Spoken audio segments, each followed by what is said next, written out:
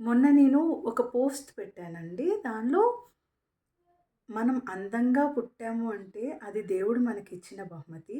అదే మనం అందంగా జీవిస్తున్నాము అంటే మనం దేవుడికిచ్చిన బహుమతి అని చెప్పాను. దానికి ఒక అబ్బాయి ఏం పెట్టాడంటే, "అక్క నేను చాలా నల్లగా ఉంటాను. ఇప్పుడు నేను దేవుడికి బహుమతి ఇవ్వాలా? వద్దా?" అని అడిగాడు. సో, ఇక్కడ నేను నల్లగా ఉన్నవాళ్ళు అందంగా లేరు అని చెప్పలేదు.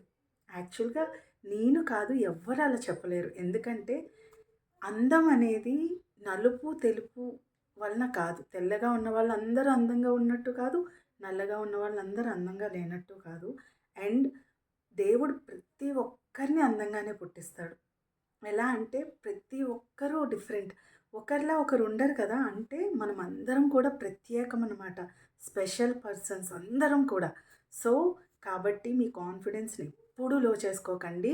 అండ్ ఇంకొకటి ఏంటంటే మీరు భారతదేశంలో చూసుంటే మన దేశంలో ఉన్న దేవుళ్ళు చాలా మట్టుకు అందరూ నల్లగానే ఉంటారు. కానీ కవులు ఎంత అందంగా వర్ణిస్తారో కదా! వాళ్ళ అందాన్ని, ఆ నలుపుని. అండ్ ఇంకో విషయం తెలుసా? ఎప్పుడైనా మీరు అబ్జర్వ్ చేసే ఉంటారు కదా! తెల్లగా ఉన్న వాళ్ళకన్నా నల్లగా ఉన్న అమ్మాయిలు, అబ్బాయిలు ఫేసుల్లో చాలా కళ ఉంటుంది. సో, మీ కాన్ఫిడెన్స్‌ని ఎప్పుడూ వదులుకోకండి. మీరు నల్లగా ఉన్నాననే అసలు కలర్ గురించే పట్టించుకోకండి.